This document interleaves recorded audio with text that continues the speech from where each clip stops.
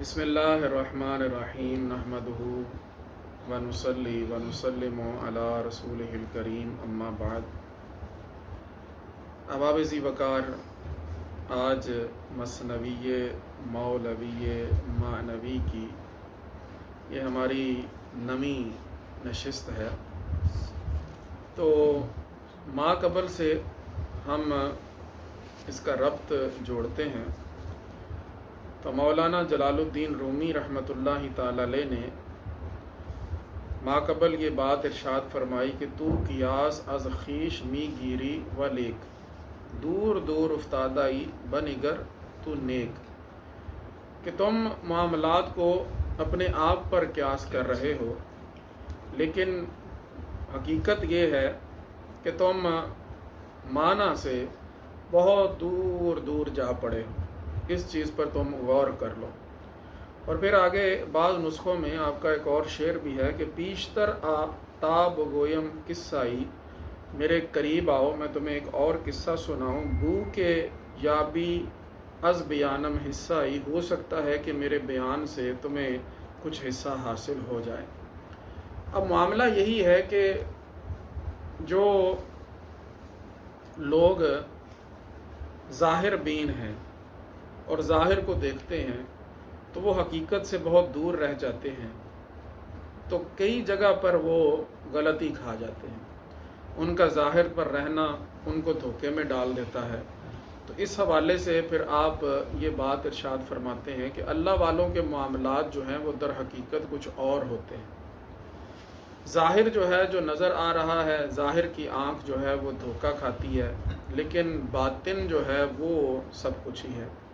تو یہاں پر آپ نے ایک اور حکایت ذکر فرمائی ہے جس کا عنوان آپ نے یہ باندھا ہے، حکایت مرد بقال و توتی و روغن ریختن توتی در دکان۔ یہ ایک تیل فروش تھا جس کے پاس ایک طوطا تھا، تو اس طوطے نے دکان کے اندر جو ہے تیل گرا دیا۔ اس کا خلاصہ اس داستان کا، اس کہانی کا کچھ اس طرح سے ہے کہ ایک شخص تھا جو کہ تیل کی فروخت کیا کرتا تھا، تو اس کے پاس ایک بہت ہی خوبصورت سبز رنگ کا ایک طوطا تھا۔ اچھا، یہ طوطا جو ہے نا جی، یہ بھی یہاں پر دیکھیں کہ توئے کے ساتھ ہے، دو توئے آتے ہیں، طوطا طوطی، اس طرح سے۔ اردو والوں نے تو اب اس کو غلط شمار کر لیا ہے، اور اب جو کتابوں کے اندر طوطا کو لے کے آ رہے ہیں وہ تا کے ضمن میں لے کے آ رہے ہیں، تے واو تو اور تے الف تا طوطا، یعنی انہوں نے اب اس چیز کو یہ کہا ہے کہ یہ طوطا اس طرح سے لکھنا ٹھیک نہیں ہے، اور تے واو تو اور تا الف تا اس طرح سے طوطا انہوں نے لکھنا شروع کر دیا ہے۔ ہمارے ہاں جو کتابیں ہیں اب ان میں اس طرح سے طوطا لکھنا جو ہے وہ آ رہا ہے، لیکن فارسی میں ابھی تک اسی طرح سے چل رہا ہے، اور طوطے کو توئے کے ساتھ ہی لکھا جاتا ہے۔ خیر بہرحال ہم اس تحقیق میں نہیں پڑھتے، ہمارا تو مرد بقال سے کام ہے اور طوطے کے ساتھ کام ہے۔ تو وہ ایک تیل فروش تھا کہ جس کے پاس ایک طوطا تھا، اور وہ اس نے اپنی دکان پہ رکھا ہوا تھا۔ اس طوطے کا کام یہ تھا کہ وہ دکان کی کوئی حفاظت بھی کرتا تھا، کہ اگر کوئی حبی نبی کرنے کی کوئی کوشش کرتا تو وہ طوطا جو ہے وہ شور ڈال دیتا تھا۔ جیسے آج کل سی سی ٹی وی کیمرے ہوتے ہیں، لیکن اس زمانے میں جو ہے اس نے طوطا رکھا ہوا تھا کہ یہ ذرا خیال بھی کرے گا، اور اس نے کوئی وہاں پہ تیل فروخت تھوڑی کرنا تھا، لیکن یہ ہے کہ جو لوگ آتے تھے وہ ان سے بڑی خوبصورت انداز میں کوئی باتیں سناتا تھا ان کو کوئی، تو لوگ خواہ مخواہ میں اس کی دکان پہ آ جاتے تھے اور کہتے تھے کہ چلو وہاں سے تیل بھی خرید لیں گے اور اس طوطے کی کچھ باتیں بھی سن لیں گے۔ تو اتفاقاً ایسا ہوا کہ ایک دن اس بقال کو، اس تیل فروش کو اپنے گھر جانا پڑ گیا، تو اس طوطے کو بتا کر گیا کہ تم یہاں بیٹھو، میں ہو کے آتا ہوں۔ اب ہوا یہ، اس نسخے کے اندر تو یہ بات نہیں ہے، لیکن بعض نسخوں کے اندر یہ بات ہے کہ ایک بلی جو ہے وہ ایک چوہے کے پیچھے پیچھے بھاگتی ہوئی جو ہے اس دکان کے اندر آ گئی۔ چوہا اس دکان میں گھسا تو بلی بھی اس دکان کے اندر آئی۔ اس بلی کو دیکھ کے طوطا ڈر گیا۔ اب جب وہ طوطا ڈرا اور وہ اپنی جگہ سے اڑا تو اس کے پر جو ہیں وہ تیل کی شیشیوں کو لگے، تو وہ تیل کی شیشیاں گریں اور وہ تیل گر گیا۔ تو معاملہ یہ ہوا کہ اب وہ بقال جو ہے جب وہ واپس آیا تو اس نے دیکھا کہ ہر طرف تیل بکھرا پڑا ہے، تو اس نے حقیقت کا جب جائزہ لیا کہ معاملہ ہوا کیا ہے تو اسے پتہ چلا کہ یہ اس کے اڑنے کی وجہ سے یہ پر لگے ہیں تو تیل کی شیشیاں گر گئیں۔ اب اس کو اس طوطے پر بڑا غصہ آیا اور اس نے اس کو مارا۔ طوطے کو اتنا مارا کہ اس کے سر کے جو بال ہیں وہ سارے گر گئے اور وہ طوطا گنجا ہو گیا۔ اب اس طوطے کو بھی بڑا دکھ ہوا اور اس نے بولنا چالنا بالکل جو ہے نا وہ چھوڑ دیا۔ تو اس نے اب اس کو بلانے کی کوشش کی بڑے بہانوں سے، اس نے بلکہ صدقے بھی دیے لوگوں کو کہ جو ہے نا جی یہ میرا طوطا ٹھیک ہو جائے، کوئی اس کو دم کر دے، کوئی کچھ کر دے، طرح طرح کی شکلیں بھی اس کو بنا کے دکھاتا تھا کہ کسی طرح سے تو بولے، لیکن اس نے کئی دن جو ہے نا وہ بولا ہی نہیں۔ پھر اتفاقاً ایسا ہوا کہ ایک درویش جو ہے وہ اس کی دکان کے اندر آیا تو اس کا سر جو ہے گنجا تھا، اس نے اپنا سر منڈا رکھا تھا۔ اس طوطے نے جب اس کی طرف دیکھا تو فوراً جو ہے نا اس کا ذہن اس جانب گیا کہ ہو سکتا ہے کہ اس نے بھی تیل کی شیشیاں گرائی ہوں تو اس کو بھی مار پڑی ہو جس کی وجہ سے یہ گنجا ہو گیا۔ تو اس نے پھر اس کو پوچھا۔ اب جب لوگ وہاں پر اور موجود تھے تو وہ طوطے کی اس بات کو سن کر بڑے ہنسے کہ یہ طوطا کیا بات کر رہا ہے جو کہ حقیقت سے کوسوں دور بات ہے۔ اس نے اپنے اوپر قیاس کر لیا اس چیز کو کہ مجھے تو مار پڑی ہے تیل کی شیشیاں گرانے کی وجہ سے، تو اس نے بھی شاید تیل کی شیشیاں ہی گرائی ہوں گی تو اس کو مار پڑی۔ تو پھر آگے مولانا اس بات کو چلاتے ہیں اور یہ بتاتے ہیں کہ حقیقت جو ہے وہ ظاہر سے کوسوں دور ہوتی ہے، لہٰذا ہمیں حقیقت بینی کی کوشش کرنی چاہیے، اور جن چیزوں کی حقیقت ہم نہ جان سکیں ہمیں ان میں خاموشی اختیار کرنی چاہیے، نہ کہ ہم الٹے سیدھی باتیں کر کے تو لوگوں کو اپنے آپ پہ ہنساتے رہیں۔ تو اس طرح انہوں نے مختلف آگے جو ہیں اس کی مثالیں دے کر یہ سارا معاملہ سمجھایا ہے۔ مولانا فرماتے ہیں بود بکالے وغیرہ توتیے، ایک بکال تھا، ایک تیل فروش تھا اور اس کے پاس ایک طوطا تھا، خوش نوائے سبز گویا طوطیے، جو کہ بڑی اچھی آواز والا تھا، سبز تھا، گویا بولنے والا تھا، طوطیے وہ طوطا۔ بود بکالے وغیرہ طوطیے، خوش نوائے سبز گویا طوطیے، در دکان بودے نگہبانے دکان، دکان کے اندر وہ نگہبان دکان تھا، نکتہ گفتے با ہما سوداگراں، جتنے بھی تاجر آتے، جتنے بھی لوگ اس سے تیل خریدنے کے لیے آتے، وہ ان سے نکتہ گفتے بڑی پیاری پیاری باتیں کرتا تھا، انہیں بڑے بڑے جو ہے نا جی کوئی معاملات سناتا تھا اور باتیں ان سے کرتا تھا۔ در خطاب آدمی ناطق بدے، وہ آدمی والے گفتگو کرنے میں وہ ناطق تھا، یعنی اس کو انسانوں کی طرح بات کرنی آتی تھی۔ در نوائے طوطیاں حاذق بدے، طوطے جو آوازیں نکالتے ہیں ان ساری آوازوں پر وہ حاذق تھا، اس میں ماہر تھا، یعنی اس کو ایک جس طرح طوطے گفتگو کرتے ہیں یا طوطوں کی آوازیں جس طرح نکالی جاتی ہیں وہ سب جو ہے نا جی ان پہ وہ ماہر تھا، اسے سیٹی مارنی بھی آتی تھی، اسے اور بھی جو بھی مطلب طرح طرح کی آوازیں ہیں وہ ساری آوازیں جو ہے نا جی وہ اسے نکالنی آتی تھیں۔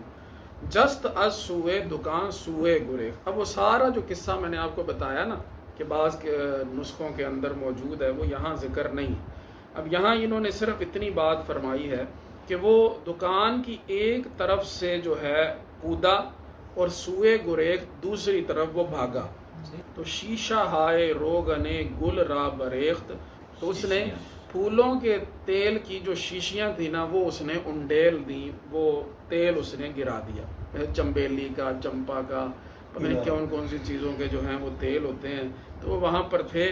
ایک جگہ پہ روغن بادام کا بھی ایک جو ہے نا نسخے کے اندر ذکر ہے کہ اس نے روغن بادام گرا دیا تھا۔ تو شیشہ ہائے روغن گل را بریخت، اس نے جو پھولوں کے مختلف خوشبودار تیل تھے ان کی جو شیشیاں تھیں وہ اس نے گرا دی۔ اسوئے خانہ بیامد خاجاش، اس کا مالک گھر سے جب واپس آیا تو بر دکان بنشست فارغ خواجہ وش، تو وہ بڑی جو ہے نا جی متانت اور بڑی کہہ لیں کہ ٹور کے ساتھ وہ آ کے اپنی جگہ پر بیٹھا، بالکل جناب ہر معاملے سے فارغ ہو کر، یعنی کہ گھر کے کام نپٹا آیا تھا، تو آ کر جو ہے نا جی وہ ایک دفعہ جب دکان پر بیٹھا، اس نے ایسے غور جب اس نے کیا، دید بر روغن دکان و جامہ چرب، اس نے دیکھا کہ دکان کے اوپر تو تیل سارا گرا پڑا ہے اور اس کے کپڑوں کو بھی تیل لگ گیا. جامہ چرب, لباس اس کا جو ہے وہ چرب ہو گیا, اس کو تیل لگ گیا. آگے بیٹھا تھا بڑے جو ہے نا جی وہ روب اور دبدبے کے ساتھ, کپڑے بدل کے آیا ہوگا گھر سے. دید پر روغن دکان و جامہ چرب, اس نے دیکھا کہ دکان جو ہے وہ پر روغن ہوئی ہوئی, ہر طرف تیل ہی تیل ہے, اور اس کے کپڑوں کو بھی تیل لگ گیا. تو بر سرش زد, اس نے اس طوطے کے سر پر مارا. گشت توتی کل ز ضرب, تو پھر وہ طوطا جو ہے مارنے کی وجہ سے کل ہو گیا, یعنی کہ گنجا ہو گیا. اب ہوا کیا, روز کے چندے سخن کو تاہ کر, کئی دن جو ہے اس نے اس طرح بات کرنا چھوڑ دیا, کم کر دیا, یعنی ہی کرتا تھا, کوئی آگے جو ہے نا وہ بولتا نہیں تھا. مرد بکال از ندامت آہ کر, اب اس کو بڑا دکھ ہوا کہ اس بیچارے کو میں نے مارا ہے. تو مرد بکال کو جو ندامت ہوئی تو اس نے آہ کی کہ میں نے آخر اس کو کیوں مارا. ریش می بر کند, وہ اپنی داڑھی کو نوچ رہا تھا. کون؟ مرد بکال, وہ اپنی داڑھی کو نوچ رہا تھا. و می گفت اے دریغ, اور کہہ رہا تھا ہائے افسوس. کاف تاب نعمتن شد زیر میغ, کہ میری نعمت کا سورج بادل کے نیچے آ گیا. نعمت کا سورج بادل کے نیچے آ گیا, مطلب یہ کہ اس طوطے کے بولنے کی وجہ سے لوگ بڑے آتے تھے دکان پر, تو بکری زیادہ ہو جاتی تھی, لوگ اس سے باتیں بھی کر لیتے تھے اور تیل بھی خرید لیتے تھے. تو پھر یوں سمجھیں کہ ظاہری بات ہے بکری کم ہو گئی, نظام جو ہے وہ بیٹھ گیا, وہ بات ہی نہیں کر رہا. تو اس نے کیا کہا کہ آفتاب نعمتم شد زیر میغ, تو میری نعمت کا سورج جو ہے وہ زیر میغ, میغ کہتے ہیں بادل کو, بادل کے نیچے آ گیا. دست من بشکستہ بودے آزما, کاش میرے ہاتھ ٹوٹ جاندے اس کو مارنے کے وقت. دست من بشکستہ بودے آزما, میرے ہاتھ ٹوٹ جاتے اس وقت. چوں زدم من بر سرے آں خوش زباں, جب میں نے اس خوش زباں کے سر پر مارا, جب میں نے اس خوش زباں کے سر پر مارا. تو ہدیہ ہا میداد ہر درویش کا, اس نے ہر درویش کو ہدیہ دیا, صدقے کیے. ٹھیک ہے نا, کہتے ہیں نا کہ درویشوں کو بندہ کچھ دے تو اس سے کیا ہے کہ کام ہو جاتے ہیں, مسائل کے حل نکلتے ہیں. ہاں دیکھیں کتنے پرانے یہ سلسلے ہیں, درویشوں کی خدمت کرنے والے اور ان سے پیار کرنے والے, ان کو ہدیے دینے والے, یعنی وہ دیتا رہا انہیں جو کہ بھی چلو جی کوئی تویز دے دو, کوئی پھونک مار دو, ٹھیک ہے نا جی, ان کو پیسے پوسے دیتا رہا کہ دعا کریں جی یہ کوئی بول پڑے. ہدیہ ہا میداد ہر درویش رہا, اس نے ہر درویش کو ہدیے دیے. تا بیابد نطق مرغ خیش رہا, تاکہ اپنے اس پرندے کی اپنے اس پرندے کا نطق واپس لے آئے, اپنے اس پرندے کی آواز, اس کا بولنا وہ جو ہے نا جی وہ واپس لے آئے. بعد سہ روزوں سے شب حیران و زار, کہتے ہیں کہ 3 دن اور 3 راتیں جو ہیں گزر گئی, وہ حیران پریشان جو ہے نا جی وہ بیٹھا ہوا تھا. کون؟ مرد بکال. 3 دن ہو گئے, 3 راتیں ہو گئیں, وہ دکان پہ جو ہے نا بڑا ہی جو ہے نا جی ایک پریشانی کے عالم میں بیٹھا تھا کہ آخر یہ مجھ سے کون سا ایسا کام ہو گیا. بر دکان پر نشستہ بدھ نومید وار, وہ نا امید ہو کر اپنی دکان پر بیٹھا تھا. اے ہون نہیں جے بولنا, انہیں نہیں بولنا. ظاہری بات ہے کہ سارے ہیلے کر لیے, سارے بہانے کر لیے, تو جو ہے نا جی می نمود آ مرغ را ہر گوں شگفت, اس نے ہر طرح کی عجیب و غریب معاملات جو ہے نا اس طوطے کو دکھائے, اس کو تصویریں دکھائیں, کوئی کھلونے لا کے جو چیزیں بھی ہوئی نا جی. می نمود آ مرغ را ہر گوں شگفت, اس نے ہر طرح کا جو عجیب معاملہ ہو سکتا تھا نا وہ سارا اس نے کیا. تاکہ باشد کندر آید او بگفت, تاکہ وہ جو ہے نا بولنے لگ جائے, تاکہ اس کا طوطا جو ہے کچھ تو بولے, اور وہ جو ہے نا جی کوئی بات تو کرے.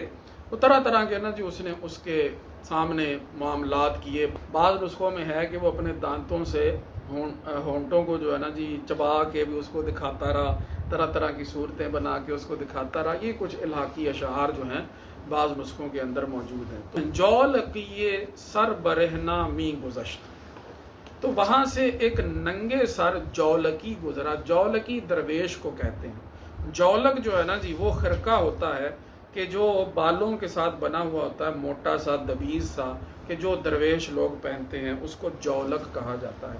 تو جولکی وہ جبہ یا وہ جس نے لباس اس طرح کا پہنا ہوا تھا. تو ایک درویش جو ہے نا جی سر برہنا, سر سے ننگا وہ گزرا, تا سرے بے منہ چپشتے تاس و تشت, یہاں تک کہ اس کا سر بغیر بالوں کے وہ لگن اور تھال کی طرح لگ رہا تھا. لگن کہتے ہیں جس میں آٹا نہیں گوندتے آپ, پرات کہہ لیں, پرات اور تھال کی طرح جو نا.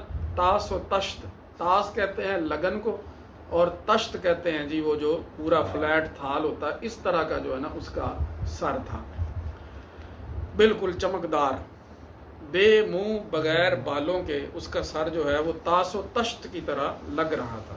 اب جب طوطے نے اس کو دیکھا تو طوطی اندر گفت آمد در زماں, تو وہ طوطا جو ہے وہ بولنے لگ گیا اس وقت. بانگ بر درویش زد کے ہے فلاں, اس نے اس درویش کو آواز دی, اس کو وہ بولا کہ اے فلاں, ٹھیک ہے نا, ہاں جی.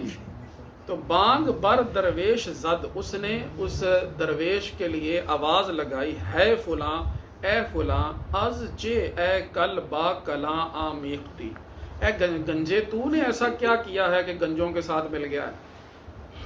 از چے اے کل با کلاں آمیختی, تم نے ایسا کیا معاملہ کیا, کس وجہ سے اے کل اے گنجے تو گنجوں کے ساتھ آ ملا ہے. تو مگر از شیشہ روغن ریختی, شاید کہ تو نے بھی جو ہے وہ تیل کی شیشیاں گرائی ہیں اور تم نے بھی اس میں سے تیل گرایا ہے. تو از کیاسش خندہ آمد خلق را, لوگ وہاں پر موجود تھے تو اس کے اس قیاس پر لوگ جو ہیں وہ ہنسنے لگ گئے. لوگوں نے جب اس طوطے کی یہ بات سنی کہ اس نے یہ کہا کہ کیا اے گنجے تمہارے سر پر بھی اس لیے مارا گیا ہے کہ تم نے روغن گرایا ہے, تیل گرایا, اس وجہ سے تم گنجے ہو گئے ہو. تو از قیاسش خندہ آمد خلق را, اس کے ایسے غلط قیاس پر لوگوں کو جو ہے وہ بڑی ہنسی آئی. کوچ خود پنداشت صاحب دل کرا, کیونکہ اس نے اس گدڑی والے بندے کو, اس گدڑی والے درویش کو اپنے جیسا سمجھ لیا. اس نے اس درویش کو, پہلے جو ہے نا جولک, اسی طرح دلک بھی وہی چیز ہوتی ہے. جولک اور دلک یہ گدڑی کو کہتے ہیں جو کہ مطلب درویش لوگ جو ہیں وہ پہن لیتے ہیں. از قیاسش خندہ آمد, غلط تو میں نے ویسے کہا کہ اس کا غلط قیاس تھا. خندہ آمد یعنی ہنسی آئی, ٹھیک ہے جی. خندیدن مصدر ہوتا ہے, اس سے خندد مضارع آتا ہے, ٹھیک ہے جی. کوئی ہنس رہا ہو تو اسے کیا ہم کہیں گے, چرامی خندی, تم کیوں ہنس رہے ہو. بے خند کا مطلب ہوتا ہے ہنسو. جیسے مولانا فرماتے ہیں کہ چشم بندو گوش بندو لب بے بند, گر نہ بینی ذات حق بر من بے خند, کہ اپنی آنکھیں بند کر لو, اپنے کان بند کر لو, اپنا منہ بند کر لو, اگر تمہیں خدا کے نظارے نظر نہ آئے تو مجھ پہ ہنسنا. کہنا کہ مولوی صاحب نے گالی صحیح نہیں دسی. 3 چیزیں بند کر لو, کان بند کر لو, آنکھیں بند, چشم بندو گوش بندو لب بے بند, گر نہ بینی ذات حق بر من بے خند. اگر تمہیں ذات حق کا نظارہ نہ ہو جائے, کیونکہ یہی وہ راستے ہیں کہ شیطان جس سے دل کے آئینے کو گدلا کرتا ہے, یہ راستے بند ہو گئے, ٹھیک ہے نا. اچھا طعام اندر جانے لگ گیا, اچھی بات بندہ کرنے لگ گیا, اچھی سننے لگ گیا, اچھا دیکھنے لگ گیا, تو پھر دل صاف ہو جائے گا, آئینہ صاف ہوئے گا, تو جناب نقش اس پہ نظر آ جائیں. یہ آگے بڑی حکایتیں آنی ہیں. اب آگے وہ باتیں شروع ہونے لگی ہیں, ان پر غور کیجئے گا. یہ تو چلیں جو بات آپ کو میں نے ویسے پہلے بتا دی تھی اس کو شعروں میں سنا دیا ہے, کوئی نئی بات تو اس میں نہیں آئی.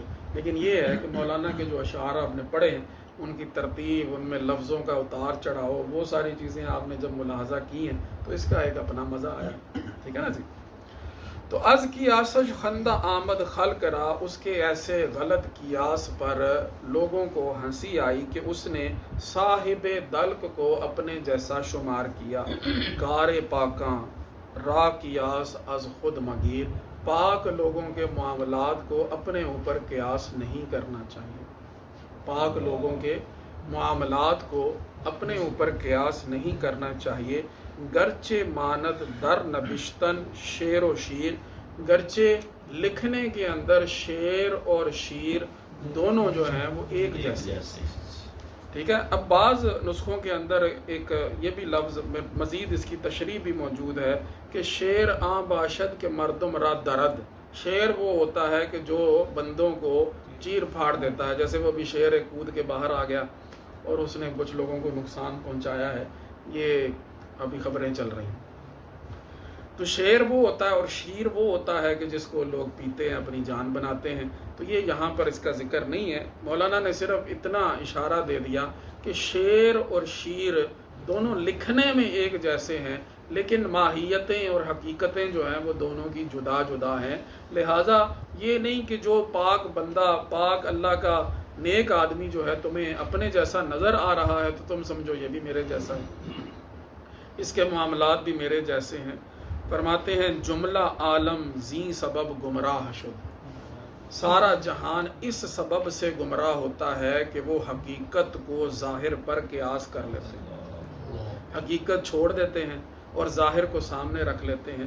تو جملہ عالم زیں سبب گمراہ شد، کم کسے زبدال حق آگاہ شد، بہت کم ہی لوگ ہیں جو ابدال حق سے آگاہ ہوتے ہیں۔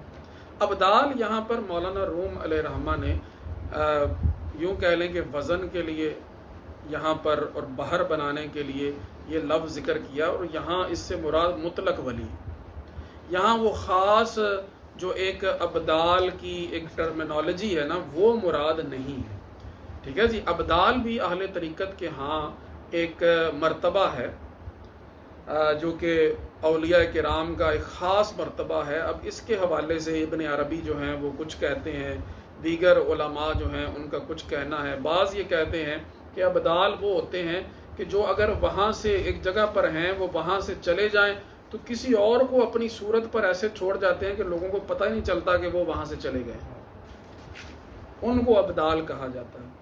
بعض نے یہ بھی کہا کہ ابدال وہ ہیں کہ جو کہہ لیں کہ برائیوں کو نیکیوں سے بدل لیتے ہیں، ان لوگوں کو جو ہے وہ ابدال کہا جاتا ہے۔ اس حوالے سے علامہ سیوطی علیہ رحمہ نے ایک رسالہ لکھا ہے الخبر الدال علی وجود القطب والاوتاد والابدال، یہ ان کا رسالہ ہے، یہ آپ کو کہہ لیں کہ انٹرنیٹ پہ مل جائے گا۔ انہوں نے کتب، اوتاد اور ابدال جو ہوتے ہیں ان حوالے سے پورا ایک رسالہ لکھا۔ علامہ ابن عابدین شامی جو ہیں ان کا جو ہے نا جی ایک رسالہ ہے علامہ ابن عابدین شامی کا اجابت الغوث، اجابت الغوث، یہ بھی آپ کو انٹرنیٹ پہ مل جائے گا۔ تو انہوں نے بھی اس حوالے سے جو ہے ایک رسالہ لکھا ہے کہ جس میں انہوں نے اوتاد، اغواث، ابدال جو ہیں ان کے بارے میں ذکر کیا ہے۔ تو بہرحال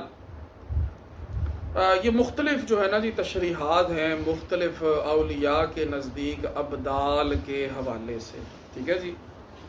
بعض یہ بھی کہتے ہیں کہ ابدال وہ ہیں کہ جو اگر دنیا سے چلے جائیں تو اللہ ان کی جگہ کسی اور کو بدل دیتا ہے، اس لیے ان کو ابدال کہا جاتا ہے۔ یہ ساری میں نے آپ کو جو ہے کچھ تشریحات جو ہیں اس حوالے سے بتا دی، لیکن مولانا کا یہاں ابدال ذکر کرنے کا مقصد یہ نہیں ہے۔ آپ یہ فرما رہے ہیں کہ یعنی جو مطلق ولی ہیں، اولیاء اللہ کے حالات سے کم لوگ ہی ہیں جو کہ آگاہ ہوتے ہیں۔ تو جملہ عالم زی سبب گمراہ شد، اس سبب سے جملہ عالم گمراہ ہو گیا، کم کسے زبدال حق آگاہ شد، بہت کم ہی ایسے لوگ ہیں کہ جو ابدال حق سے آگاہ ہیں، اللہ والوں سے آگاہ ہیں۔ ہم سری با انبیاء برداشتن، ان لوگوں نے کیا کیا کہ انہوں نے انبیاء کی ہم سری کی، انہوں نے کہا کہ ہم بھی برابر ہیں وہ بھی برابر ہیں، یہاں تک انہوں نے کہہ دیا کہ جی انبیاء بھی ہمارے بھائی ہیں، ان کا رتبہ بڑا وہ بڑے بھائی بن گئے، ان کی عزت اتنی کرو جتنی بڑے بھائی کی کرتے ہو۔ تو ہم سری با انبیاء برداشتن، اولیاء را ہم چو خود پنداشتن، انہوں نے اولیاء کو اپنے جیسا سمجھ لیا۔ گفت اینک ما بشر ایشاں بشر، یہ لوگ کہتے ہیں کہ ہم بھی بشر ہیں یہ بھی بشر ہیں۔ ماؤ ایشاں بستہ خواب مخر، ہم اور یہ کھانے پینے اور سونے کے محتاج ہیں. کھانے پینے اور سونے کے بستہ ہوتا ہے بندھا ہوا. خواب نیند، خوابیم یعنی ہم نیند اور کھانے پینے کے محتاج ہیں. تو جیسے ہم سوتے ہیں وہ بھی سوتے ہیں، ہم کھاتے ہیں وہ بھی کھاتے ہیں. لہٰذا انہوں نے اس معاملے کو لے کر انہوں نے کہا قالوا ان انتم الا بشر مثلنا، تم ہماری طرح ہی بشر ہو. ٹھیک ہے جی. اور انہوں نے کہا ما لہذا الرسول یاکل الطعام ویمشی فی الاسواق، یہ کیسا رسول ہے، یہ کہتا ہے میں رسول ہوں لیکن یہ بھی کھانا کھاتا ہے اور ہماری طرح بازاروں کے اندر پھرتا ہے. اب فرماتے ہیں این دانستند ایشاں از اما، اپنے اندھے پن کی وجہ سے ان اندھوں نے یہ نہیں جانا کہ ہست فرق کے درمیان بے منتہا، اس کے اور ان کے درمیان بے انتہا فرق ہے.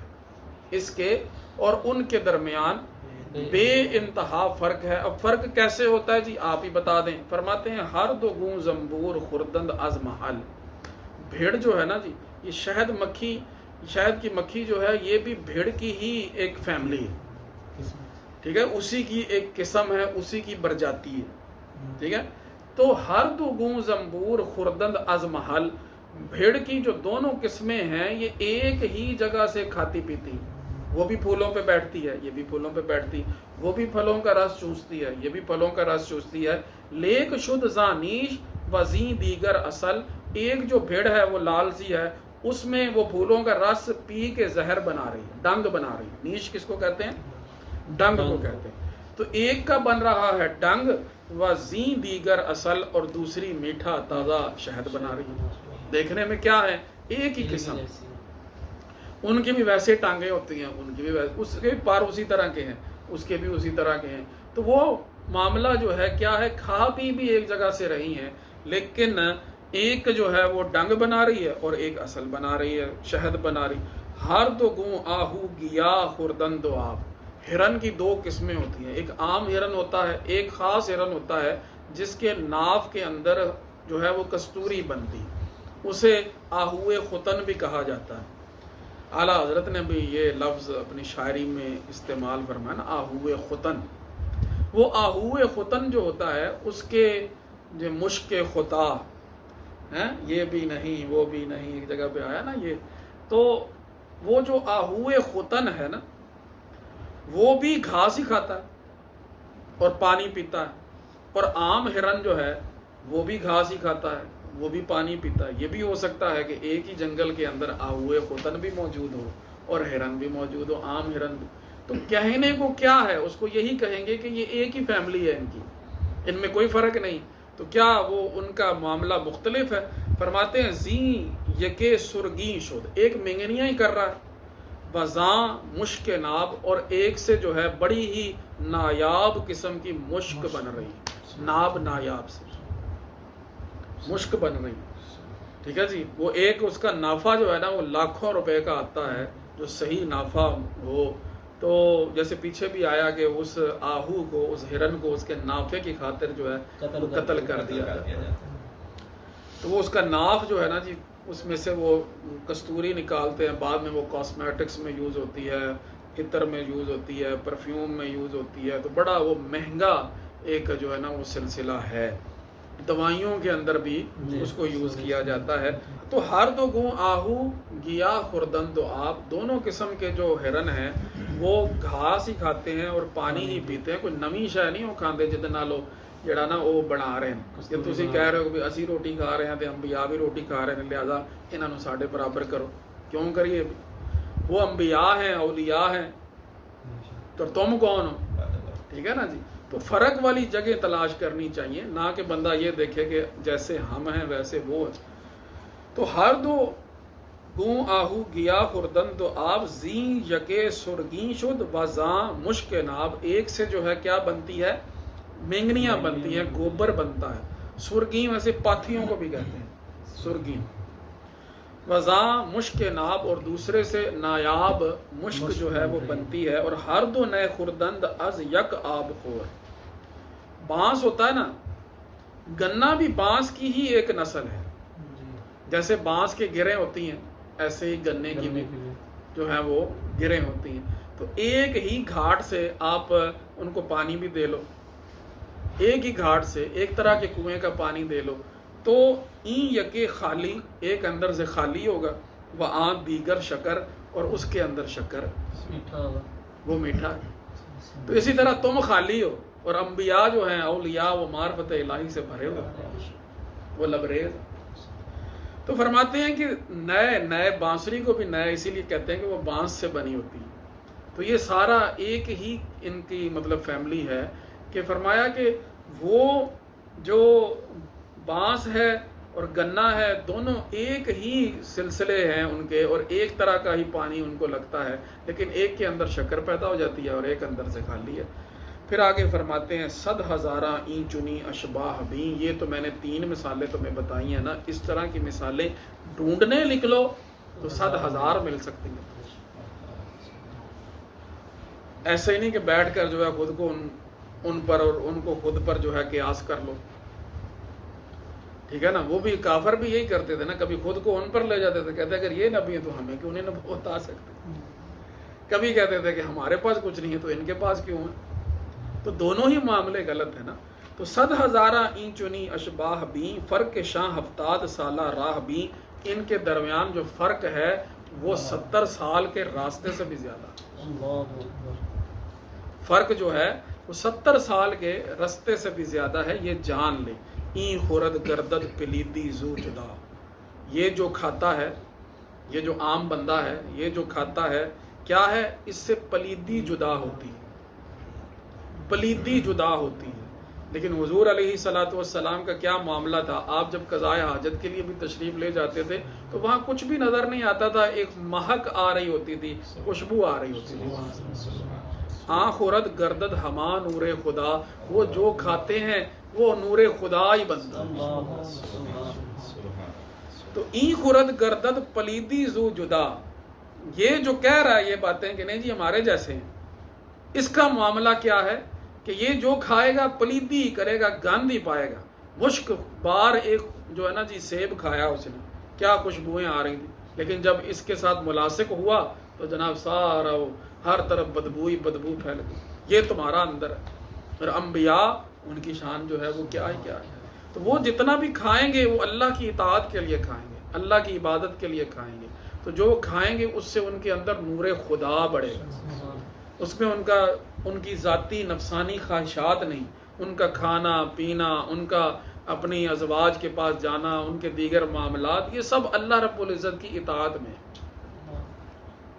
تو این خورد زائد ہما بخل و حسد، ایک کھاندہ ہے کہ صرف جناب بخل اور حسد ہی بد رہے، برائیاں ہی بد رہی، کہہ رہا ہو راوے لوگوں سے حسد کر رہا ہے، لوگوں کا بخل اپنے دل کے اندر پال رہا ہے، لیکن آنکھ خورد زائد ہما عشق احد، جب وہ اللہ کا ولی کھاتا ہے، اللہ کا نبی کھاتا ہے تو عشق احد زیادہ ہی بڑھتا ہے، اللہ سے محبت زیادہ بڑھتی ہے، ٹھیک ہے نا جی۔ وہ پھر اللہ سے دعا کرتے ہیں کہ مولا ہمیں ایک دن دے، ایک دن نہ دے، تاکہ جس دن کھائیں تیرا شکر ادا کریں اور جس دن نہ کھائیں اس دن صبر کریں۔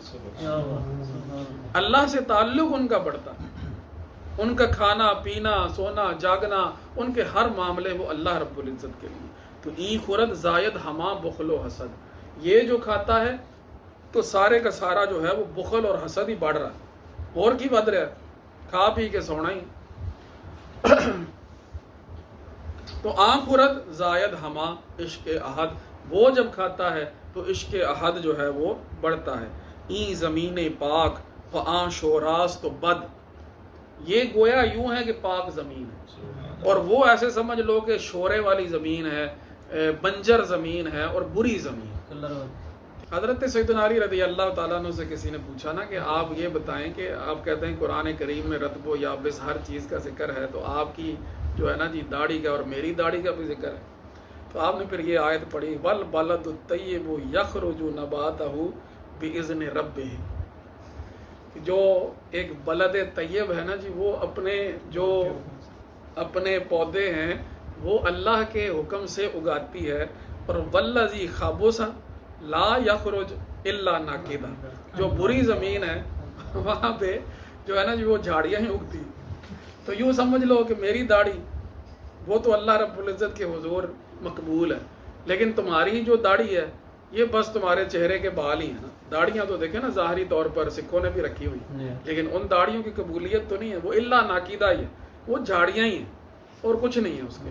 لیکن مومن کی داڑھی وہ اللہ رب العزت کے حضور پیاری ہے کہ قبر میں عشق رخ شاہ کا داغ لے کے چلے، اندھیری رات سنی تھی چراغ لے کے چلے.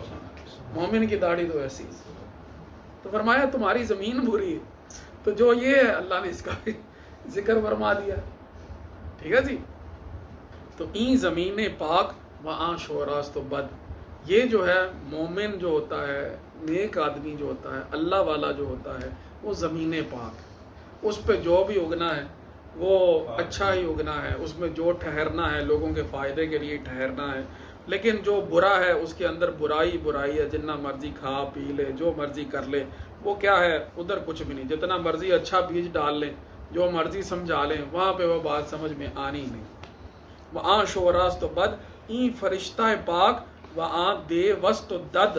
یوں سمجھ لو کہ جو مومن ہے وہ فرشتہ پاک کی طرح ہے.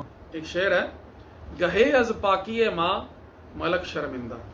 مومن کی بات وہ ہوتی ہے کہ وہ اتنا پاک ہو جاتا ہے کہ فرشتے اللہ کی بارگاہ میں شرمندہ ہو جاتے ہیں کہ مولا ہم نے کیا مشورہ دیا تھا.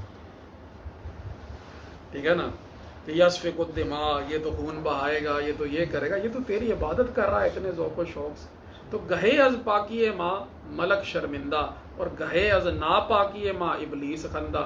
یہ جو لوگ اتنے ناپاک ہیں تو ان کے اوپر پھر ابلیس ہی ہنس رہا ہے. وہ یہی کہتا ہے کہ میں صحیح انہوں کام تے لایا ہے، ٹھیک ہے نا، صحیح پاسے انہوں میں لے کے جا رہا ہے.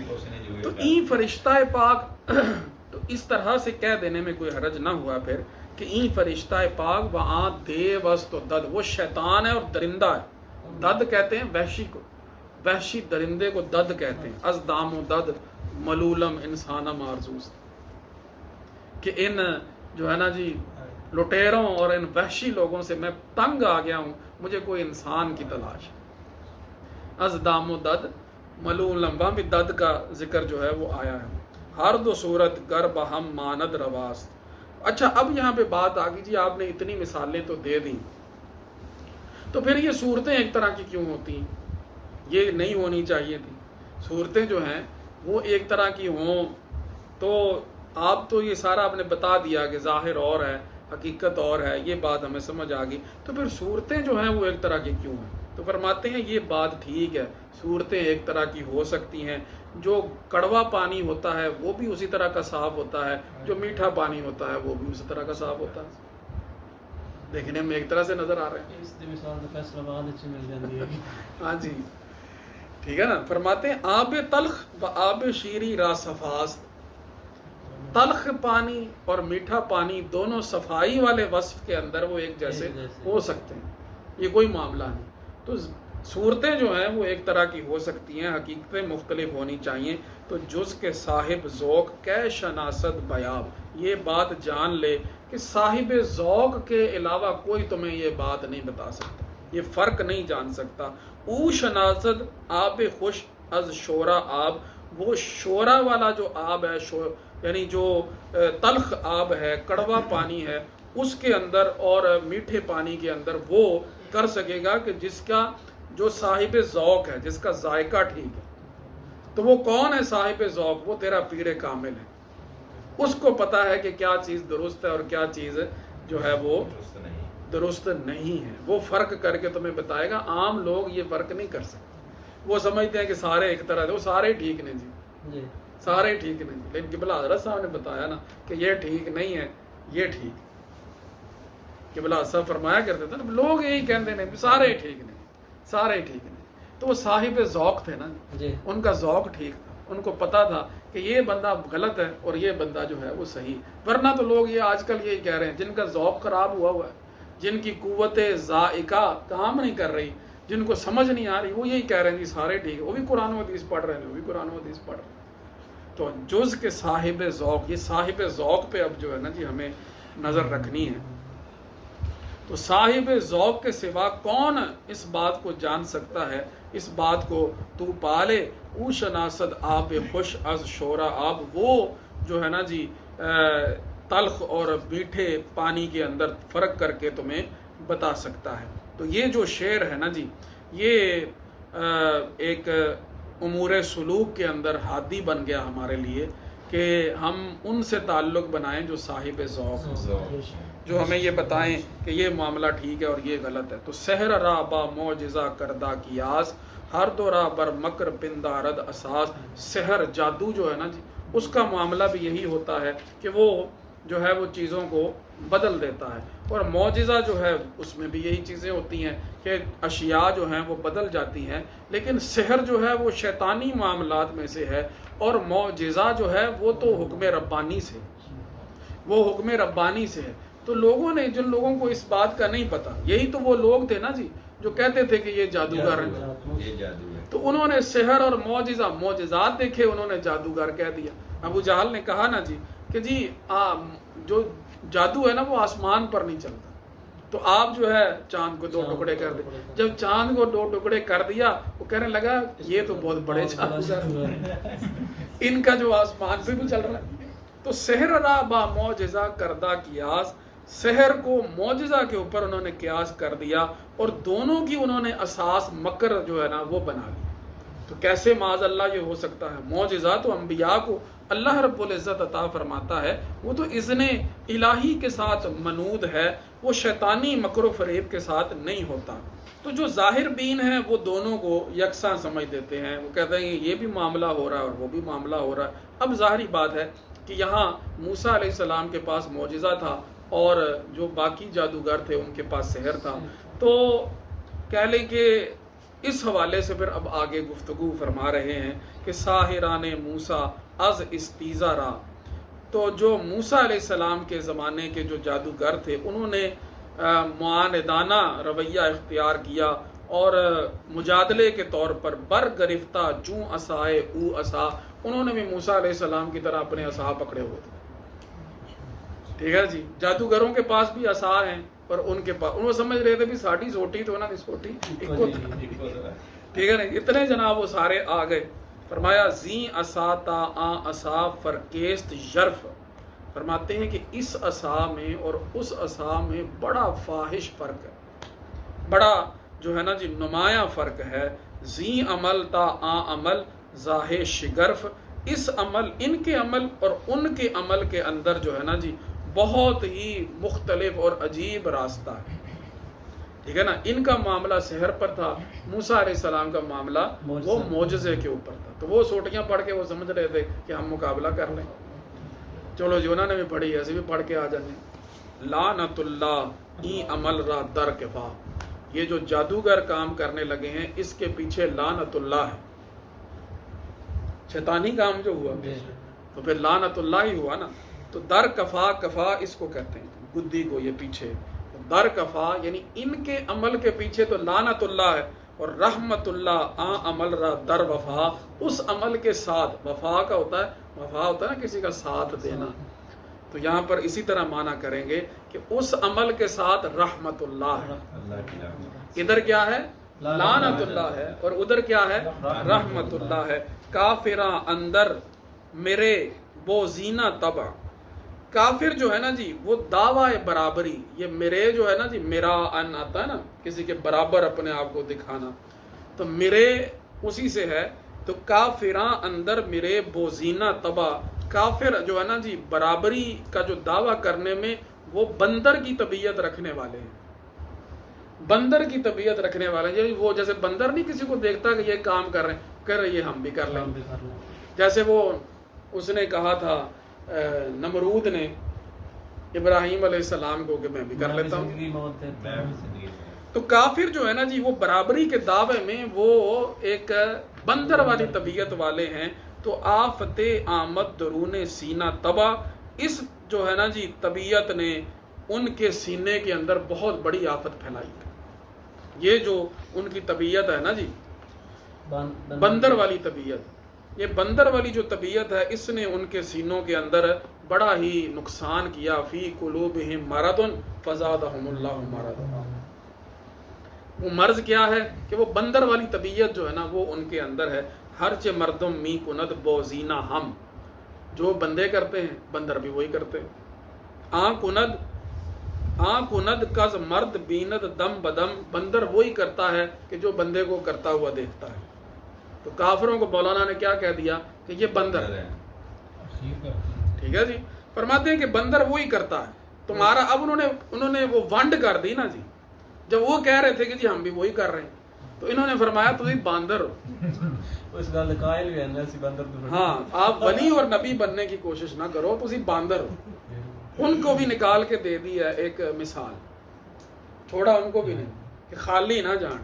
وہ کہیں گے جی پھر ہم ایسے کیوں کرتے ہیں، ہم روٹی کیوں کھاتے ہیں؟ کبھی یہ اس لیے کھاتے ہو کہ تم باندر ہو.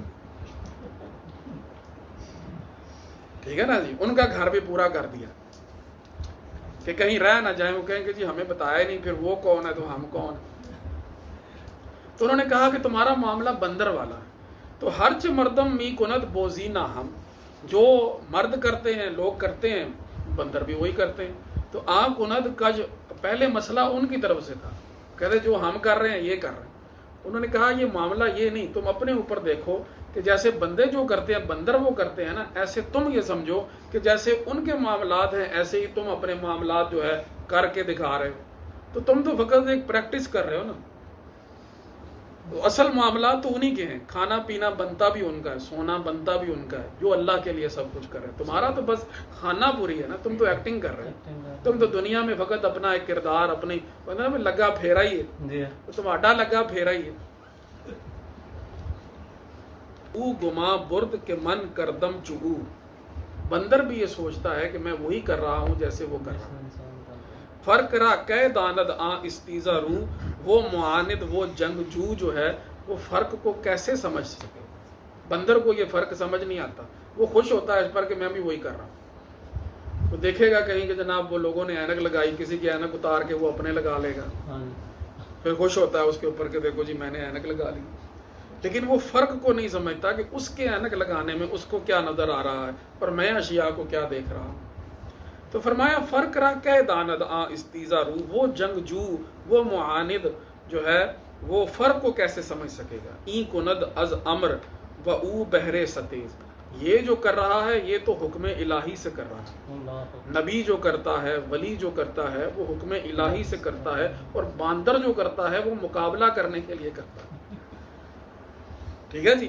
این کند از امر، یہ جو کام کر رہا ہے یہ امر الہی سے کر رہا ہے، اور وہ جو کر رہا ہے وہ بحر ستیز، وہ جرت اور مقابلے کے لیے وہ کر رہا ہے. بر سر استیزا رویان خاک ریز، یہ جتنے بھی جھگڑالو جتنے بھی معاندین ہیں ان کے چہروں کے اوپر ان کے سروں پر خاک ڈالو. ٹھیک ہے نا. ایسے گھر پورے کیے جاتے ہیں جیسے مولانا کر کے آئے، مٹی پاؤ انہوں نے دیتے کہتے در نماز و روزہ و حج و زکوٰۃ با منافق مومنہ در برد و مات. فرماتے ہیں نماز میں، روزے میں، حج میں، زکوٰۃ میں منافقوں کے ساتھ مومنین جو ہے نا جیت اور ہار کے میدان میں ہیں. وہ بھی نماز پڑھ رہے ہیں، وہ بھی نماز پڑھ رہے ہیں. منافقوں کی اب یہاں شامت آ گئی. ٹھیک ہے نا. کہتے ہیں کہ وہ بھی نماز پڑھ رہے ہیں، وہ بھی نماز پڑھ رہے ہیں، روزہ وہ بھی رکھ رہے ہیں، وہ بھی رکھ رہے ہیں، حج وہ بھی کر رہے ہیں، زکوٰۃ وہ بھی دے رہے ہیں. فرماتے ہیں مومن اور منافق اس میدان میں، شطرنج کا ایک میدان ہوتا ہے نا، وہاں کوئی بازی لے جاتا ہے کسی کو مات ہو جاتی ہے. مات کا لفظ استعمال ہوتا ہے، تو مات یہاں شکست کے معنی میں، مات یموت موتن والی بات نہیں ہے. تو فرماتے ہیں با منافق مومنہ در برد و مات، یعنی جیت اور ہار کا ایک سلسلہ چل رہا ہے. تو مومنہ را برد باشد عاقبت للمتقین، مومنوں کے لیے جیت ہوگی عاقبت میں. یہاں تو ٹھیک ہے جناب وہ بھی نماز پڑھ رہا ہے، وہ بھی نماز پڑھ رہا ہے. تو بر منافق مات اندر آخرت، اور جو منافق ہوگا اس کی مات ہے آخرت کے اندر. گرچہ ہر دو برسرے یک بازیاں، اگرچہ دونوں جو ہیں وہ ایک ہی بازی کے اندر ہیں. کافروں کا اور انبیاء اور اولیاء کا تو کوئی موازنہ بن ہی نہیں رہا تھا نا، ان کو تو باندر بنا دیا. اب یہ جو ہیں یہ ظاہری بات ہے کہ یہ تو ایک ہی بساط کے اوپر ہے، ایک طرح ہی کے معاملات انہوں نے بنائے. وہ بھی جناب نماز کے لیے کھڑے ہو جاتے ہیں، اذا قاموا الی الصلاۃ قاموا کسالی، سستی کرتے ہیں، لیکن نماز تو اسی طرح کی وہ پڑھتے ہیں. اب بات آ گئی ہے ادھر سے ادھر، ان کو بنا دیا ہے باندر، ان کو بندر بنا دیا ہے، اور ان کو یہ کہا کہ یہ جو معاملات اب اس کو آگے پورا آگے چل کے نا انہوں نے آگے اس کی بھی ونڈ کر دینی، اس کو بھی انہوں نے بڑا علیحدہ علیحدہ کر دینا ہے۔ کہتے ہیں کہ گرچہ ہر دو برسرے یک بازیاں، اگرچہ دونوں جو ہے نا ایک طرح کی بازی کے اوپر ہیں، ایک کہہ لیں کہ شطرنج کی بساط کے اوپر، ہر دو باہم مروزی و رازیان، لیکن معاملہ یہ ہے کہ آپس میں وہ مروزی اور راضی کی طرح جو ہے نا ایک دوسرے سے دور ہے، مروزی اور راضی کی طرح دور ہے۔ امام مروزی یہ بھی ایک جو ہے علماء میں سے گزرے ہیں اور ایک راضی بھی گزرے ہیں، یہاں پر ان کا تذکرہ مراد نہیں ہے کہ ان کے درمیان کوئی ایسا کوئی جھگڑا بیان کرنا مراد تھا، میں نے دیکھی شروحات، لیکن معاملہ یہ ہے کہ ایک جو ہے نا جی علاقہ ہے، اس کا نام ہے مرو، ایران کے اندر ایک علاقہ ہے مرو، وہ جو ہے نا جی ایران کے مشرق کے اندر ہے، اور دوسرا جو ہے وہ رے علاقہ ہے، رے کے رہنے والے کو راضی کہا جاتا ہے، یا کو جو ہے نا کہہ لیں کہ ایک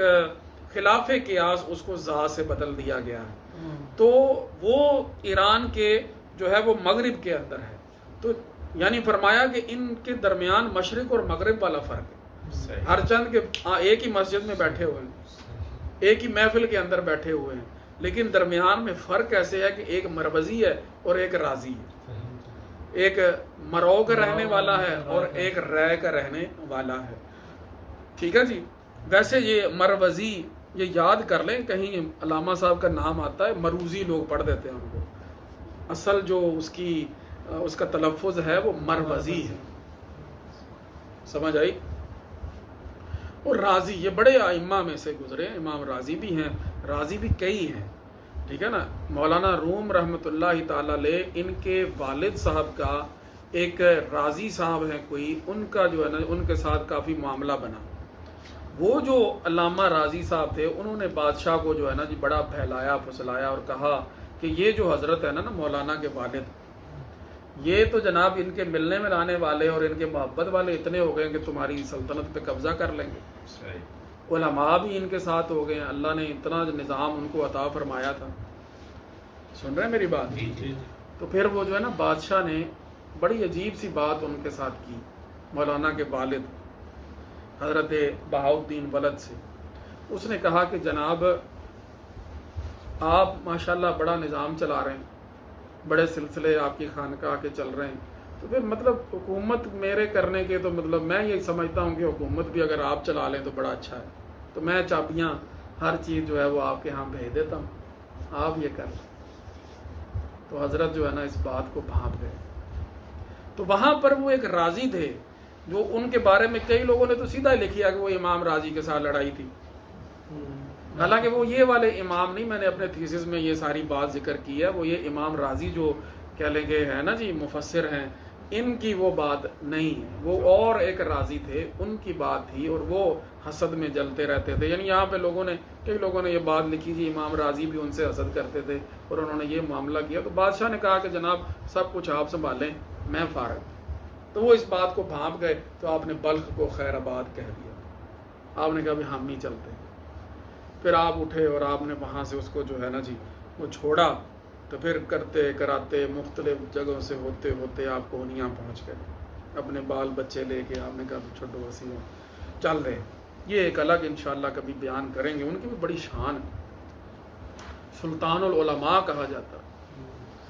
ایک رات کے اندر جو ہے وہ میرا خیال ہے 300 غالباً لکھا ہے کتاب میں کہ مفتیان کرام علماء نے خواب کے اندر یہ دیکھا کہ انہیں ایک بڑا تخت لگا ہوا ہے، وہاں وہ بیٹھے ہیں، ساتھ حضور بیٹھے ہیں، اور آقا کریم صلی اللہ علیہ وآلہ وسلم نے ان کو یہ فرمایا کہ آج کے بعد ان کا جو ہے لقب سلطان العلماء ہوگا۔ صبح وہ اٹھے تو انہوں نے ایک دوسرے کو رابطے کیے، انہوں نے کہا جی رات میں نے یہ خواب دیکھا ان کے بارے میں، دوسرے نے کہا جی میں نے بھی دیکھا، کرتے کراتے وہ سارے اکٹھے ہو گئے اور انہوں نے جا کے ان کی بیعت کی۔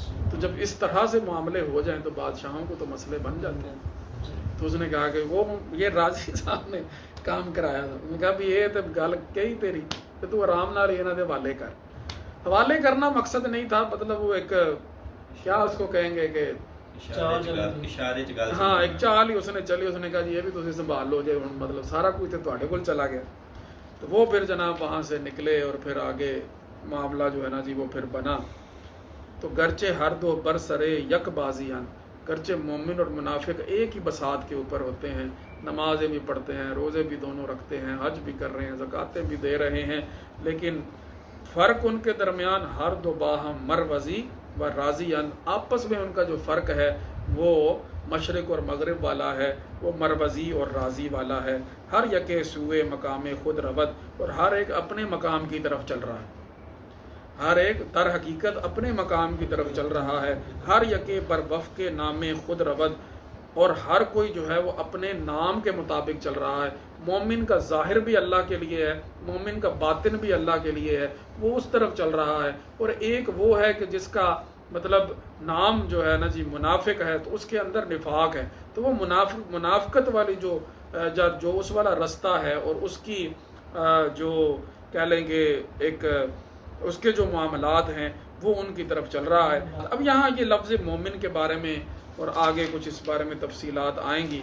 بہرحال اللہ رب العزت جو ہے قبول فرمائے یہاں تک، تو پھر انشاءاللہ آگے مزید جو ہے وہ عرض کریں گے، اور انشاءاللہ ایک درس میں امید ہے کہ ہم جو ہے نا جی اس کو مکمل کر لیں گے. وآخر دعوایا ان الحمد للہ رب العالمین.